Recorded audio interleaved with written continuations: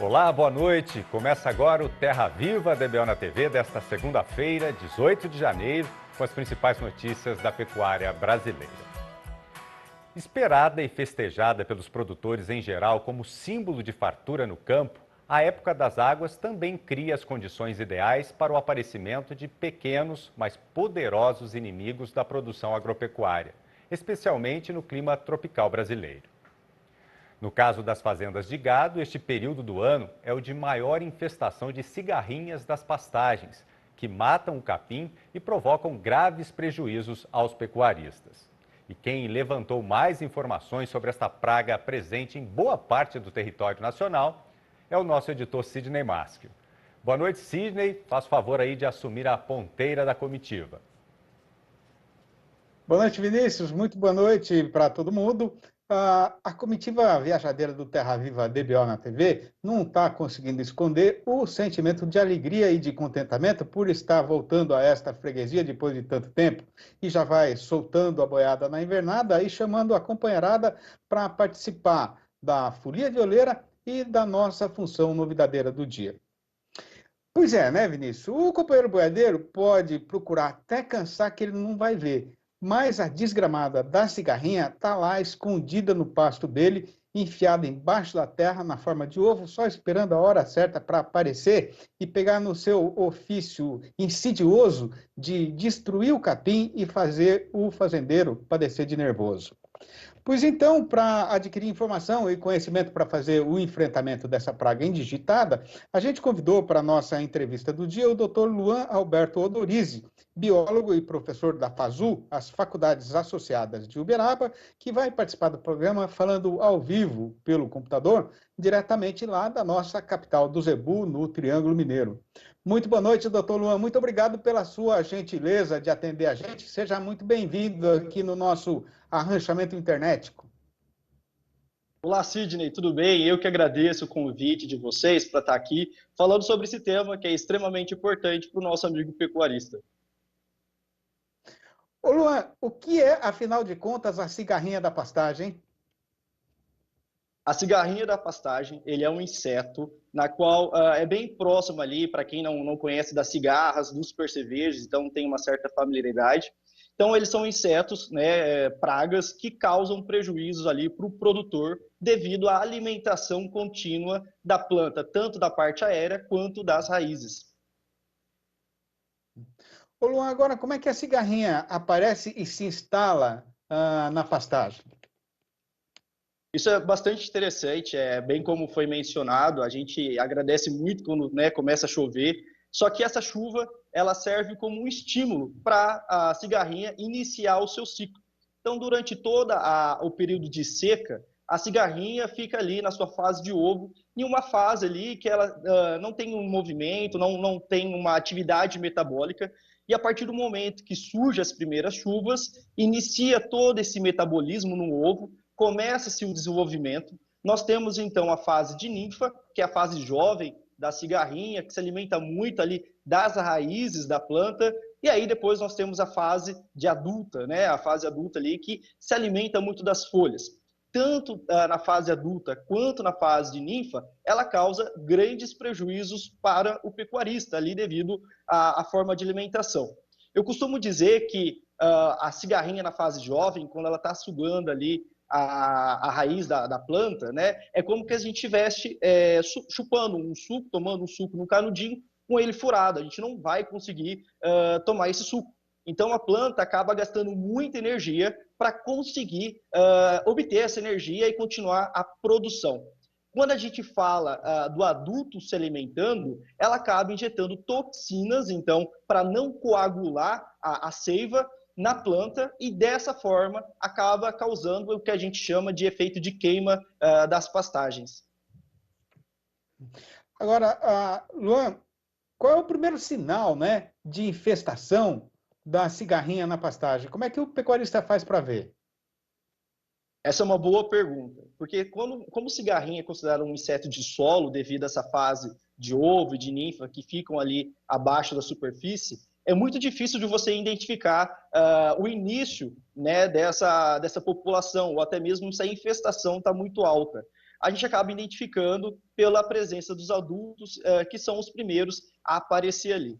Então, o indicado é acompanhar o período de chuvas, assim que sair as primeiras chuvas, ver a população de adultos, e aí se você considerar que tem uma população alta, de acordo aí com as recomendações de agrônomos, de profissionais da área, você pode iniciar um controle já nessa fase para reduzir a população desse inseto para as próximas fases. Por quê? O adulto, né, uma fêmea, ela consegue colocar mais de 100 ovos ali na área. Então, imagine cada fêmea colocando 100 ovos ao final de 4, 5 gerações que nós temos aí, de outubro até abril, nós teríamos uma grande infestação. Ô Luan, quando aparece aquela espuminha no pasto, né? Parece uma espuminha. O que quer dizer? A cigarrinha está escondida ali? Qual fase ela está nesse momento? Essa também é uma excelente pergunta. Várias pessoas nos perguntam exatamente sobre isso daí. E quem faz essa espuma é a ninfa. A ninfa ela tem uma glândula lá no final do abdômen dela, da bundinha dela, que produz essa espuma com duas finalidades. Uma delas é proteger contra predadores. Então, formiga, vespas que a gente encontra ali na área são exímias predadoras, acabam se alimentando de várias cigarrinhas, então é uma forma de proteção. A segunda é para a cigarrinha tentar manter a umidade e a temperatura naquele local. Uma vez que expostas a baixas umidades ou a baixas temperaturas ou extremas temperaturas, vai prejudicar o desenvolvimento dessa cigarrinha. Então, é uma atitude, uma ação que ela tem ali, uma estratégia de sobrevivência. Agora, como é que é feito o combate da cigarrinha? O controle da cigarrinha, ela pode ser dividida ali, a gente tem métodos culturais, métodos físicos que vão desde o manejo da pastagem, né, até quando a gente pensa em variedades resistentes, a gente começa a falar sobre o preparo do solo, adubação, isso tudo vai influenciar na infestação que eu vou ter da cigarrinha. Mas duas coisas são extremamente importantes quando você já tem ali a sua pastagem formada e você tem uma autoinfestação. Nós temos, no primeiro caso, um controle químico, que é normalmente indicado para o controle dos adultos que estão ali já sobrevoando a área, e nós temos aí o controle biológico, que vem se destacando ao longo dos anos. Então, nós temos aí crescimento de 20% a 30% ao ano. O controle biológico, ele é feito a partir de fungos. Nós temos um fungo que é conhecido como Metarrhizium anisófili, é um fungo verde que nós aplicamos, e uma coisa bastante interessante isso daí é que esse fungo ele é encontrado na natureza, então ele não tem um impacto ambiental. E as mesmas características ambientais que a cigarrinha precisa são as mesmas que o fungo precisa, que seria uma alta temperatura e também uma alta umidade. Então, o que é favorável para a cigarrinha é favorável para o fungo, e dessa forma nós conseguimos ter um excelente controle, desde que aplicado da forma correta. Uhum. A gente tem alguma forma de medir a eficácia desse tratamento com fungo, Luan? Temos sim. As metodologias que nós utilizamos são os mesmos que acabamos utilizando para o controle químico, então seria a contagem tanto de adultos, né, por metro quadrado, ou de ninfas ali também por metro quadrado. Aí vai depender muito da população que nós temos, qual é a fase que ela está. Uma das coisas que eu digo que são mais importantes, até mesmo antes de iniciar o controle, é essa amostragem. O pecuarista precisa sim ir lá no meio da pastagem, verificar, fazer a amostragem, porque o que acontece? A distribuição espacial da cigarrinha não é igual. Nós dizemos que ela tem ali uma distribuição aleatória. Então, pode ser que o pecuarista está olhando ali na bordadura da pastagem e aí ele encontra uma alta infestação. Só que lá no meio da área não tem uma alta infestação, então não tem o porquê ele fazer uma aplicação na área toda. Da mesma forma que o contrário é verdadeiro. Ele pode olhar ali na bordadura, não ter uma autoinfestação e ele considerar que não precisa fazer uma aplicação. Enquanto que lá no meio da área, nós temos então uma autoinfestação. Então, rodar a área, fazer essas amostragens antes de iniciar qualquer tipo de controle, se torna extremamente importante. Agora, Luan, quando a gente faz esse tipo de tratamento, esse controle biológico, a gente tem que tomar algum cuidado em relação à saúde dos animais que vão pastejar ali naquela invernada, ou pode haver alguma alteração num sentido negativo, do meio ambiente em volta aí dessa pastagem que está sendo tratada? Sim, sim. Olha só, quando a gente fala de controle biológico, com a utilização desses fungos, não existe nenhum estudo mostrando algum impacto ambiental, uma vez que esses fungos já são retirados ali da natureza. Nós estamos no Brasil, um país tropical, um país aí que tem uma grande diversidade desses micro-organismos. Então, hoje, nós somos referências mundiais quando nós falamos de controle biológico. E aí, essas características de não ter um impacto ambiental, não matar outros insetos benéficos, como abelhas, não causar danos à saúde do aplicador, da família ou dos animais, inclusive pode ser aplicado com os animais na área, diferente do que é feito com o controle químico, permite que o controle biológico seja utilizado em áreas aí enormes. Então, hoje, aí, o Brasil é o maior consumidor e aplicador ali do controle biológico nessas áreas. Muito bom. Bom, eu queria agradecer demais a sua participação aqui no programa, Luan. Muito obrigado pelas suas informações precisas e muito úteis, né? E dizer que a gente aqui é parceiro. Sempre que você tiver um estudo interessante aí, uma novidade para contar, liga para a gente prosear mais um pouquinho. Obrigado, viu, Luan? Abração para você, abraço para toda a turma aí da Fazul. Eu que agradeço o convite, ficamos aqui abertos a todos a discutir um pouco mais sobre esse tema, que é extremamente importante e que nesse momento aí vem tirando o sono de vários pecuaristas. Tá certo. E agora a gente volta para os nossos estúdios no bairro do Morumbi, aqui na capital de São Paulo, com o companheiro Vinícius Marra. Obrigado, Sidney. Daqui a pouco você volta com o comportamento do mercado do boi gordo. Vamos agora para o nosso primeiro intervalo e já voltamos com as informações do mercado do boi magro e da reposição. Não saia daí. Estamos de volta com o Terra Viva DBO na TV. E vamos agora às informações do mercado do boi magro e da reposição. O cenário foi de preços sustentados na última semana. De acordo com o relatório elaborado pelo pessoal da Scott Consultoria, as recentes valorizações no mercado do boi gordo já começam a refletir no preço da reposição. No balanço semanal, na média de todas as categorias de machos e fêmeas anelorados em todos os estados monitorados, o aumento foi de 1,8%. A alta foi ainda maior se a gente considerar a primeira quinzena do ano, que encerrou com um ajuste positivo de 2,8%. Além da alta do boi gordo, esse cenário pode ser explicado também pela capacidade de suporte das pastagens, que vem ganhando força, o que aumentou a especulação no mercado de reposição e começa a dar ritmo às negociações, mesmo que de forma lenta. Os analistas destacam ainda que a oferta restrita de animais na maior parte das regiões pesquisadas é o que dá espaço para a ponta vendedora elevar os preços. Para os próximos dias, a tendência é de que o mercado de reposição siga firme, apoiado na baixa disponibilidade de animais e acompanhando o cenário do boi gordo. Ao contrário do que foi anunciado pelo governo de São Paulo, a produção de leite pasteurizado continua com o aumento do ICMS. O setor, que antes era isento, agora teme uma alíquota de 4,14%. Segundo a Abraleite, essa é a primeira vez na história que um governo tributa o leite fresco pasteurizado. Os pecuaristas cobram a revisão do decreto.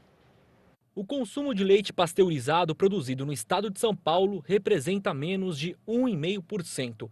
Já o consumo total, incluindo os produtos que vêm de outros estados, chega a 5%. A Abraleite acredita que 6 mil produtores serão prejudicados com o fim da isenção. O leite pasteurizado hoje, a grande parte dele, a grande maioria, é produzido por pequenos e médios produtores. Está mais concentrado aqui no Vale do Paraíba e atende a merenda escolar. Nesse novo sistema de tributação, onde o governo se justifica dizendo que tirou benefícios, o leite pasteurizado não era tributado, então não foi retirado benefícios, e sim criado um imposto para ele. O mercado paulista hoje, nós produzimos cerca de 1.800.000 litros de leite, sendo em torno de 500 a 600 mil de leite pasteurizado. E nós, o estado de São Paulo hoje, consome cerca de 8 milhões de litros de leite por dia. Então a competitividade aqui dentro do estado para se vender leite com produtos vindos de outros estados é muito grande. Na última sexta-feira, após pressão dos produtores, o governo do estado de São Paulo publicou um decreto revogando a alta do ICMS para os setores de hortifruti insumos agropecuários e energia elétrica rural. Mas o etanol, o diesel, as carnes e o leite pasteurizado continuaram com a tributação. Esse produtor alerta para os reflexos na produção e no consumo. Vai causar um aumento maior dos preços do leite na gôndola, o que vai prejudicar os consumidores mais pobres e que vai também acabar prejudicando os produtores menores, familiares, com menor escala. O momento é de diálogo. O setor está conversando com a Secretaria de Agricultura do Estado, mas até agora não conseguiu sensibilizar o governo. De acordo com a Abraleite, a pasta da Agricultura mostrou-se favorável à continuidade do benefício e que está em contato com a Secretaria da Fazenda. Em nota, a Federação das Indústrias do Estado de São Paulo classificou os decretos como uma decepção para todos os contribuintes e também um tímido recuo. A Fiesp afirma que vai tentar reverter os aumentos de tributos de todos os setores atingidos. Esse advogado tributarista ressalta os impactos no agronegócio paulista, com a tributação no leite e nos outros produtos que ficaram de fora. Claro que, se caso não ocorra essa revogação, haverá sim um aumento para o consumidor final. Então, existe uma expectativa muito grande para que esse item não revogado seja de fato revogado mais para frente, mas agora a gente efetivamente tem que aguardar qual vai ser a posição do governo de São Paulo. E vamos para mais um intervalo. Na volta tem o comportamento do mercado do boi gordo nesta segunda-feira em todo o Brasil. A gente volta já já. Estamos de volta com Terra Viva DBO na TV. E voltamos a conversar com o companheiro Sidney Maschio, agora para saber como ficou o fechamento do mercado do boi gordo nesta segunda-feira em todo o Brasil. Sidney, quais são as suas informações? Obrigado, Vinícius. E o companheiro fazendeiro que foi assuntar o movimento na nossa Praça Boiadeira nesta segunda-feira, de certo que percebeu que o carretão continua embicado com firmeza no rumo de subida do estradão, né? Mas agora ele já está indo numa toada um pouco mais compassada. São 3 os motivos que explicam esta situação, sendo que o primeiro é o fato de que a jornada abrideira da semana sempre foi mais parada mesmo. Isso porque é natural que o comprador de boiada fique meio apartado, assim, de uma banda, né? Só assuntando a conversaiada para depois tomar a decisão de qual vai ser a sua precisão. Outra questão é que este foi o primeiro dia de trabalho da metade fechadeira do mês, que para o trabalhador brasileiro representa aquela parte do calendário que não cabe mais dentro do salário. E para complicar um pouco mais o panorama geral do mercado, acabou de vez aquele auxílio emergencial do governo federal para quem tinha perdido emprego e renda por conta da pandemia, né? Mas o problema é que esse dinheiro estava sendo muito importante para ajudar a sustentar o açougueiro e a própria economia nacional. Se a lógica comercial não for desrespeitada, o resultado disso deve ser um esmagrecimento maior ainda no consumo de carne aqui no nosso próprio terreiro. E repare, o companheiro pecuarista, que o comércio varejista do produto sem osso já está andando em rumos desencontrados conforme a situação particular de cada região ou estado. Considerando aí a evolução média dos cortes comercializados nos últimos 7 dias contados de quinta-feira passada para trás, o que aconteceu foi que aqui em São Paulo o preço subiu 1,8%, o que é bastante por espaço de uma semana, enquanto o Rio de Janeiro teve uma alta de 0,9%. Mas o caso foi o contrário nas Minas Gerais, com uma queda de 1%, e também no Paraná, que registrou aí uma desvalorização de 0,5%. No balanço do dia da Scott Consultoria, foram registradas mudanças nas cotações em 13 das 32 regiões pesquisadas no Brasil inteiro, e para não sair do roteiro costumeiro, todas elas foram no rumo de morro acima. Pois então, para fazer a conferência dessa lista, eu peço novamente a interferência do companheiro apresentador e jornalista Vinícius Marra. Acompanhe. Começamos as cotações de hoje em Minas Gerais. No Triângulo Mineiro, a fêmea saltou para R$ 253, negociada no prazo de 30 dias e já descontada a parte do fundo rural. No norte do estado, foi a arroba do macho que valorizou e está cotada a R$ 282,50. Falamos agora de Goiânia, capital de Goiás, onde a alta foi geral. O boi passou a valer R$ 278 e a vaca cravou os R$ 260. Na região sul do estado goiano, a fêmea pulou para R$ 262. Seguimos para o sul da Bahia, com mais uma arribada dupla. O boi está cotado a R$ 267 e a vaca a R$ 259. Nossa lista segue agora para o Mato Grosso. Na região norte, a alta foi só para a fêmea, que está sendo negociada a R$ 253. Já em Cuiabá, na capital do estado, o boi saltou para R$ 276 e a vaca para R$ 263. Quem quiser comprar boi no oeste de Santa Catarina vai pagar no mínimo R$ 262. Já a arroba da fêmea saltou para R$ 242,50 no prazo de 20 dias. Agora o Pará. Em Redenção, o boi vale R$ 267. Em Paragominas, a alta foi um pouco maior para o macho, que bateu os R$ 270. No norte de Tocantins, a fêmea subiu e está sendo falada na base de R$ 266. No Espírito Santo, outra alta geral, com o boi saltando para R$ 262 e a vaca para R$ 255. As cotações se encerram no Rio de Janeiro, com a vaca sendo negociada a R$ 257. Tá certo, então, e sendo dia de segunda-feira, a gente faz a troca, né, do tema dos versinhos caipiras do dia e passando agora a falar sobre natureza sertaneja. Então, vai ouvindo. Se for para fazer rima, Juriti combina com Manduri, mas na vida dos bichos do sertão, cada um tem sua lida e função. E na galhada onde a vespa faz seu ninho, o passarinho não é besta de fazer sua morada. E a serventia dessa concertação é mostrar a sabedoria da natureza, que soube ordenar a criação com beleza e harmonia, pondo cada coisa no seu devido lugar. Tá certo então, gente? Eu vou ficando por aqui, encerrando por hoje a minha participação, mandando um grande abraço para todo mundo e devolvendo a vez de falar para o meu companheiro Vinícius Marra. Obrigado, Sidney, e amanhã você volta com mais informações e os versinhos aqui pra gente. O TBO de hoje fica por aqui. Obrigado pela sua companhia e até amanhã.